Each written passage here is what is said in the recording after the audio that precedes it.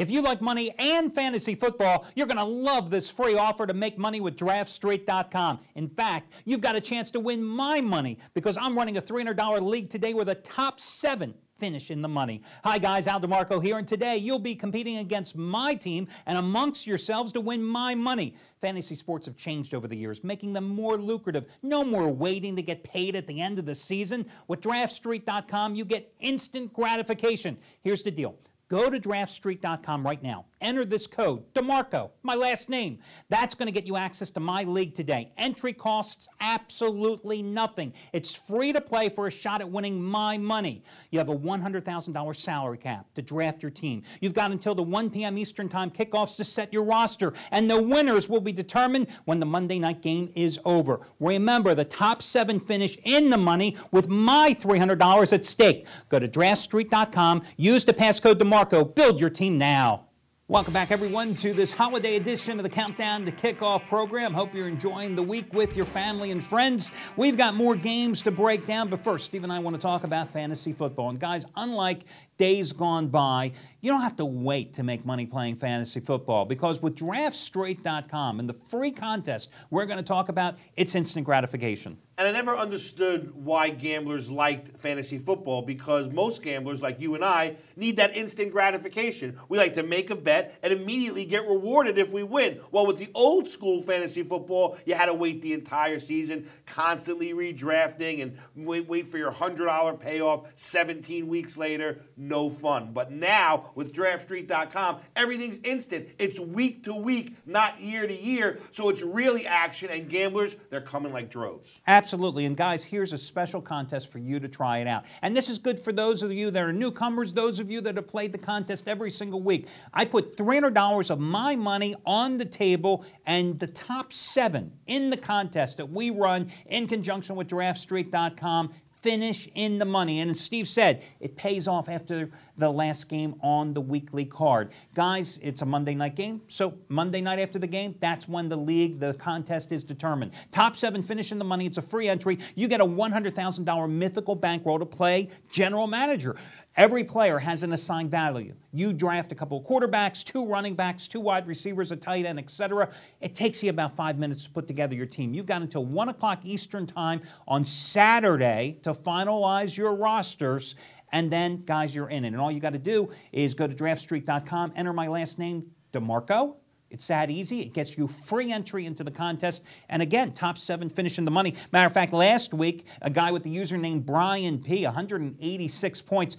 He hit a good week for Brian P. He had Matthew Stafford as his quarterback, Donald Brown, who had a career day for the Colts running the ball, Calvin Johnson, Megatron monster game for the Lions, a guy by the name of Peter Jones, whose probably real name is Peter Jones, come to think of it, finished second, 180 points. And Steve, who's been on a roll here, 10th place finish, 4th place finish the previous 2 weeks. He finished 32nd. I finished 197. And which really, you know, when I finish in the bottom third, thank God this isn't what I'm doing for a living. But again, it's a free entry contest, and the top 7 finish in the money. Right, so whether or not you've been in the contest every single week since we started running it, you can re-enter it again and again and again. Keep trying to win Al's money. You just go to DraftStreet.com, make like you're opening a new account. They'll prompt you for a code. When they do, you put in Al's name, DeMarco, and it'll take you right to the contest page. Guys, let's get busy here with our final games on today's card, Carolina and Tampa Bay.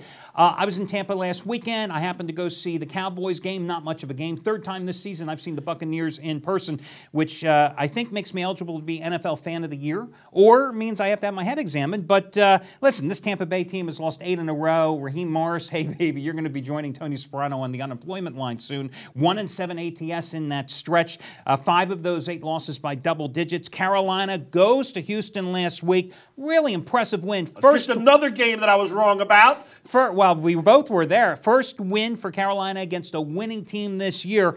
You know, I can't see why you can't lay the points with Carolina in this spot, especially since they won at Tampa 38-19 in the first go-round. If any team is looking for a finish line right now, it's the Tampa Bay Buccaneers. They want out of this season. I'm so distraught that I went against Cam last week on the show. I love Cam. I think 2-3 years, he's the best quarterback in the league. He goes after Every team on every down, he always wants to score. That's the way he plays. I love it. I'm going with Carolina here. I'm back on the Cam Newton bandwagon. Okay, next one's going to be San Francisco and Seattle. 49ers a dominating defensive effort against Pittsburgh on Monday night. But let's face it, Roethlisberger was not even near 50% probably. Pouncey, their starting center, didn't play. It was a tough spot, but the 49ers were looking to rebound. But now the 49ers, short week, going to Seattle. You saw what the Seahawks did last week at Chicago. Seahawks are playing with such confidence. Quest Field, tough place to play.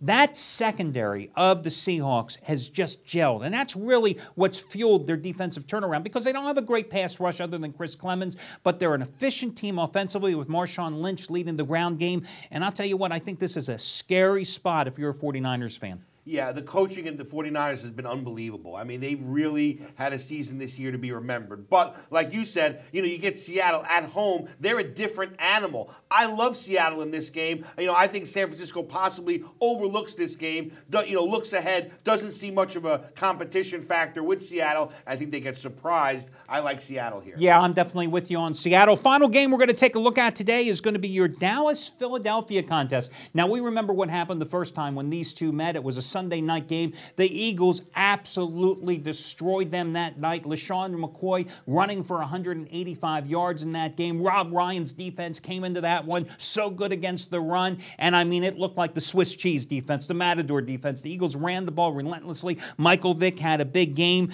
And, right now, when you look at the Eagles, what you see is what you get, which is an inconsistent team. Last 2 weeks, they won at Miami, and of course, last week, dominated the Jets at home. And, Michael Vick had a very, very nice game. This Cowboys team, I watched them in person. They had to jump out to a big lead at Tampa. They should have. They did.